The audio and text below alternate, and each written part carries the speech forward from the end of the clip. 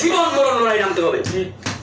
আমি বিশ্বাস করি এই একটা মাত্র স্লোগানকে সামনে রেখে রাজপথে নামতে পারলে বাংলাদেশের জনগণ খুব শীঘ্রই মুক্তির আলো দেখবে, আশার আলো দেখবে, বিজয়ের আলো দেখবে।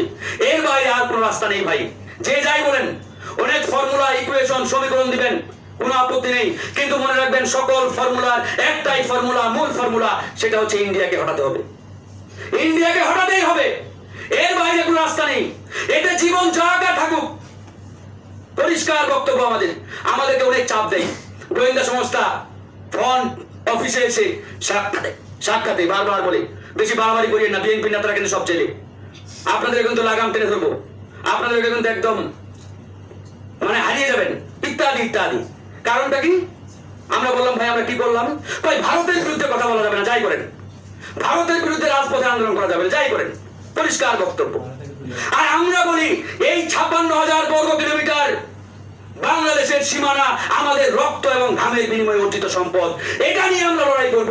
এই সম্পদে, এই এলাকায়, এই মাটিতে যারাই মাতব্বরি করবে, যারা এখানে আগ্রাসনের ঘাঁটি গাড়তে আসবে, আমরা তাদেরকে এখান থেকে উচ্ছেদ করবো ইনশাআল্লাহ। লড়াই চলছে, লড়াই চলবে। আমি সকলকে এই লড়াই অংশগ্রহণের আহ্বান জানিয়ে এখানেই শেষ করছি। ভালো থাকবেন, সুস্থ থাকবেন। আসসালামু আলাইকুম রহমতুল্লাহ। পরিচালনা করার জন্য অনুরোধ জানাচ্ছি। আমাদের ইতিমধ্যে আমাদের মাঝে উপস্থিত হয়েছেন আমাদের সকলের প্রিয় গণ অধিকারের পরিষদের সংগ্রামী সদস্য সচিব জনাব ফারুক ভাই। আমরা ফারুক ভাইকে অভিনন্দন জানাই। আমি রহিম ভাইকে অনুষ্ঠান শুরু করতে অনুরোধ জানাচ্ছি।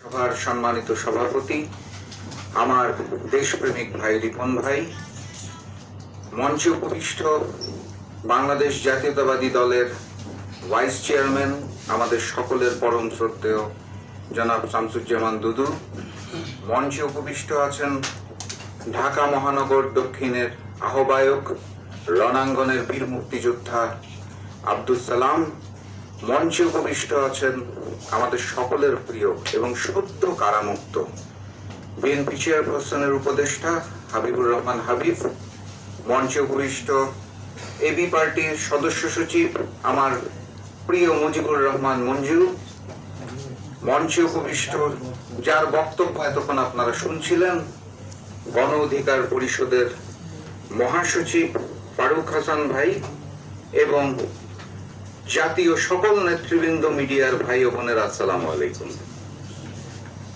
আসলে ফারুক ভাইয়ের বক্তব্যের পর বক্তব্য রাখাটা কঠিন, কারণ ফারুক ভাইয়ের সাথে গত 2 বছরের পথ চলায় ওনার বক্তব্য আর আমার বক্তব্যটা একই রকম হয়।